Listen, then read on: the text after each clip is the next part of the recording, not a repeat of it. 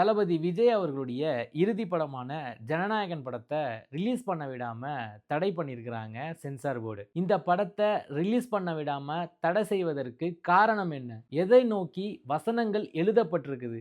யாரை குறிப்பிட்டு விஜய் அவர்கள் இந்த படத்துல பேசியிருக்கிறாங்க அப்படின்னு யாருக்குமே இதுவரைக்கும் என்ன காரணம் அப்படின்னு தெரியல. உதாரணமா சொல்லணும்னா விஸ்வரூப படத்தை எடுத்துக்கங்க. இந்த விஸ்வரூப படத்துல இஸ்லாமியர்களை தீவிரவாதிகளா சித்தரிச்சாங்க அப்படின்னு சொல்லிட்டு ஒரு தரப்பு வாதிச்சாங்க. இல்ல நான் இஸ்லாமியர்களுக்கு ஆதரவா தான் பேசியிருக்கேன்னு சொல்லிட்டு கமல் தரப்பு ஆதரிச்சாங்க. சோ இரண்டு தரப்புமே மாறி மாறி பேசிக்கிட்டாங்க.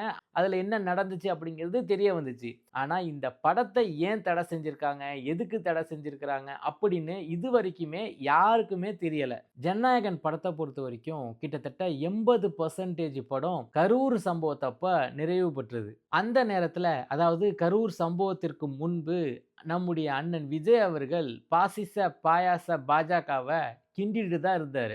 நான் சொல்றது சரின்னா கரூர் சம்பவத்திற்கு முன்பு எடுக்கப்பட்ட காட்சிகள்ல பாசிச பாஜகவ அண்ணன் எதையோ வச்சு கிண்டி இருக்கிறான்னு தான் நினைக்கிறேன். அந்த காரணத்துக்காக தான் இன்னைக்கு படத்தை இவங்க ரிலீஸ் பண்ண விடாம தடுத்துக்கிட்டு நிக்கிறாங்க. சோ அதெல்லாம் ஒரு பக்கம் இருந்தாலும் இந்த படத்தை சென்சார் போர்டு அதாவது மத்திய அரசு கீழே இருக்க செயல்படக்கூடிய இந்த சென்சார் போர்டை சினிமா துறையிலும் பலரும் விமர்சனம் செஞ்சிருக்கிறாங்க, கண்டனத்தை தெரிவிச்சிருக்கிறாங்க.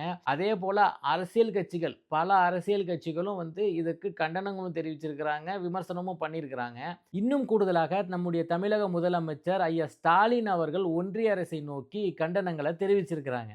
இதற்கு சம்பந்தப்பட்ட நம்முடைய தளபதி, நம்முடைய அண்ணன் ஒன்றிய அரசை நோக்கி இதுவரைக்கும் ஒரு வார்த்தை கூட பேசல. படத்திலையும் அவங்கள பத்தி உங்கள பேச விடாம, நிஜத்திலையும் உங்கள அவங்களுக்கு எதிராக பேச விடாம தடுக்கிறது தான் என்னென்ன? இப்படி தொடர்ந்து அவர்களுக்கு எதிராக அதாவது ஒன்றிய அரசுக்கு எதிராக எந்த ஒரு கண்டனங்களும் தெரிவிக்காம விட்டு கொடுத்து நாளைக்கு நீங்க ஆட்சி அதிகாரத்துக்கே வந்தீங்கன்னா தமிழக மக்களையும் விட்டு கொடுக்க மாட்டீங்கன்னு என்னென்ன உத்தரவாதம்? ஆனா இந்த நேரத்துல திமுகவை கண்டிப்பா பாராட்டி தான் ஆகணும். 60 ஆண்டு கால கட்சி எத்தனையோ முறையோ ஆட்சி அதிகாரத்துல இருந்திருக்கிறாங்க.